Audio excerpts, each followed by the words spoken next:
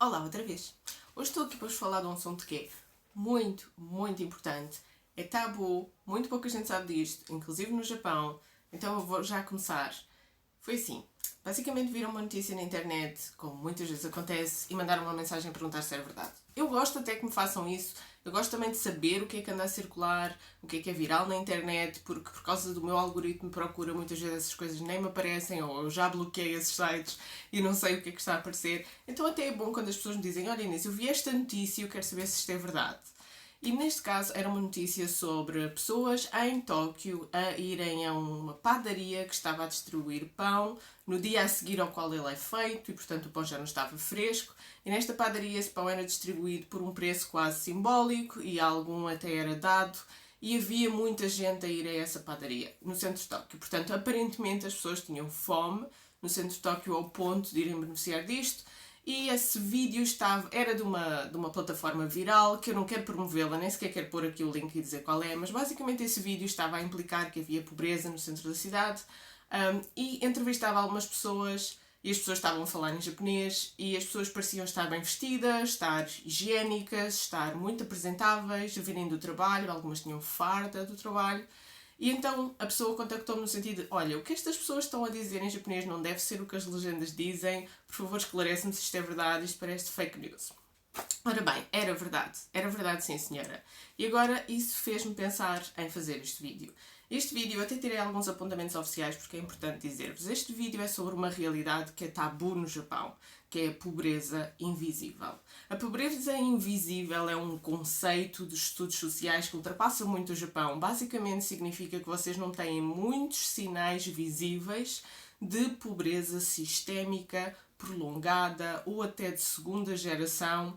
E estamos a falar de pobreza em situações de pessoas que trabalham, pessoas que têm a vestimenta do trabalho, pessoas que têm a higiene alimentar, normalmente não são sem-abrigos, não têm comportamentos associados à pobreza, como mendicidade ou prostituição, até porque isso é muito mal visto, em alguns casos até criminalizado no Japão.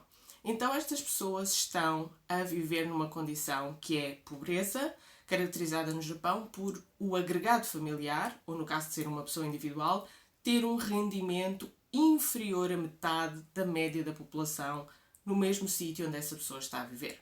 Então, se uma pessoa ganha 200, mas gasta com as suas despesas, e se uma pessoa ganha 100 e também gasta com as suas despesas, essas pessoas não significa que a de 100 seja pobre. Significa que a média da população toda ganha 200 e aquela pessoa nunca consegue ganhar mais de 100, mesmo trabalhando, mesmo que as outras pessoas trabalhem. Então, no Japão, há 16% de população que é pobre, 16% de população que, estando a viver no campo ou na cidade, ganha menos de metade do que o resto da população na sua área geográfica. O que é que acontece? Quando vocês ganham menos de metade do que o resto da população, mas estão numa zona onde vocês conseguem, por exemplo, cultivar o vosso próprio alimento ou fazer vários trabalhos diferentes para compensar, se calhar vocês conseguem sobreviver melhor do que se vocês estiverem na cidade em que o custo de vida é muito alto, a habitação é muito alta, os produtos é muito alto, vocês têm que utilizar transportes que são caros porque as deslocações são longas, para vocês poderem fazer trabalho, vocês têm muitas vezes que pagar para trabalhar, para irem lá ter. Portanto, ser pobre na cidade é muito diferente de ser pobre numa zona mais rural. Ser pobre na cidade é mais difícil, é mais pesado. E isso explica a afluência maior a estes bancos alimentares. E quero-vos falar de uma instituição super importante na qual vocês podem fazer voluntariado se vocês forem ao Japão, inclusivamente estrangeiros, que é a Second Harvest. A Second Harvest, ou segunda colheita em inglês, a Second Harvest é o equivalente ao Banco Alimentar contra a Fome. Portanto, ela recolhe donativos e depois tem uma grande operação logística, precisa de os organizar, precisa de identificar e gerir as famílias que o estão a receber, precisa de ir lá entregar. Há uma maneira de entregar às pessoas ou de pick-up points para que seja dignificante, para que seja respeitoso este processo. Notem que estas pessoas são altamente estigmatizadas. Se for sabido pelos seus vizinhos, amigos e colegas de trabalho que estas pessoas são pobres. E, portanto, essa é mais uma razão de a pobreza invisível no Japão ter crescido tanto. É que é extremamente estigmatizante ser pobre no Japão. E, portanto, as pessoas procuram escondê-lo o mais possível. Eu que estive nas escolas japonesas, uma das coisas que me fazia muita impressão era na escola, portanto estamos a falar de crianças até aos 14 anos, até ao ensino básico. Quando eu estive em observação em algumas escolas do Japão, estava a fazer trabalho de campo, eu vi que havia miúdos que claramente eu conseguia ver que vinham de famílias pobres, que não comiam o jantar em casa, desde que tinham saído da escola um dia anterior, não tinham comido nada, não tinham tomado banho, não tinham a possibilidade de lavar as nódoas da roupa, excepto quando iam à escola e a enfermeira da escola ou um professor mais atento lhes lavava a roupa ou levava de um dia para o outro para lavar na sua própria casa e voltava a devolver ao aluno. Portanto, isto vê-se muito no Japão. É uma pobreza invisível e há duas coisas aqui, dois grandes fatores para que ela continue a crescer ainda invisível.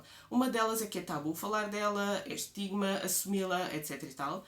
E a outra razão tem a ver com não falarem nisto nas notícias, não falarem nisto socialmente, mas sobretudo o poder político e o lobby da comunicação estar muito dedicado a invisibilizar este tipo de problemas, a não trazer este tipo de problemas para os títulos das notícias, para as reportagens, porque acham que apoquenta, torna os outros japoneses ansiosos ou até descontentes do seu próprio país e não querem alimentar descontentamento e não querem alimentar possibilidade de contestação popular e, portanto, não falam destas coisas. É uma estratégia que todos os países fazem, não é exclusiva do Japão, mas no Japão eu vejo que esta estratégia é particularmente eficiente. As pessoas consomem muita matéria escrita, no Japão vendem-se muitos jornais e revistas, as pessoas veem muitas notícias na televisão, as pessoas estão sempre atualizadas, mas as pessoas estão sempre atualizadas daquilo que lhes é dado, daquilo que lhes é fornecido. E, portanto, aquilo que não lhes é dado e que não lhes é fornecido não existe no radar delas. É como se não existisse. Então, não é nada estranho estar a falar com japoneses, às vezes mesmo pessoas com formação acima da média, professores universitários, etc., e eles não conhecerem estas estatísticas. Eu vou-vos falar, em particular, do Relatório Mundial de Pobreza Invisível, que juntou 34 países, é um relatório específico sobre este assunto, e o Japão estava no 6º lugar. O Japão é o 6º país do mundo, desta compilação de 34 países, com mais pobreza invisível. E vocês podem ver isto, nomeadamente na plataforma borgenproject.org, que tem uma secção específica sobre este assunto. Portanto, não é para dizer aqui mal do Japão, mas é para esclarecer, é para trazer à discussão, é para vocês verem. Esta notícia assim que uma pessoa que estava a ver parecia super fake news, porque pensava que, não, se calhar simplesmente eles arranjaram uma reportagem na rua em que as pessoas estão a ir a uma padaria que é muito famosa e que gostam muito e estão a falar em japonês e se calhar fizeram as legendas todas trocadas e erradas para fazerem uma espécie de propaganda negativa do Japão. Aquilo que eu acabei de ver, e eu não fiquei nada surpreendida de ver aquilo, porque eu conhecia isto, eu já fiz voluntariado na Second Harvest, convido toda a gente a organizar a sua passagem pelo Japão de maneira a poder-los ajudar um bocadinho. E eu não fiquei surpreendida, infelizmente, e disse-lhe de volta, não, isto são pessoas que estão a ir a esta padaria que está a dar coisas, em vez de irem ao Second Harvest, em vez de irem ao banco, eu até disse do Banco Alimentar contra a Fome, embora eles lá no Japão tenham a outra. E esta pessoa disse, o quê? Então, mas as pessoas vão ao Banco Alimentar contra a Fome em Tóquio? E eu, sim, também vou em Portugal, porque não em Tóquio. Porque o Japão é um país muito desenvolvido, porque o Japão tem um PIB imenso, porque o Japão é um país riquíssimo. E eu quase que sem saber o que dizer, não é? A única coisa que me saiu foi num país rico também há pobres. Num país mais rico do mundo também há pobres. Às vezes até há mais pobres. Portanto, o Japão é um país que tem acontecido isto. Este último ano em que há estatísticas é 2020. A taxa de pobreza dos 16% que eu vos falei é a estatística de 2020. Reparem, depois de 2020 vem a crise do Covid e vem muitas pessoas que ficaram desempregadas e muitos pequenos negócios que faliram e muitos dramas familiares causados por questões económicas, mas também que causam questões económicas dramáticas.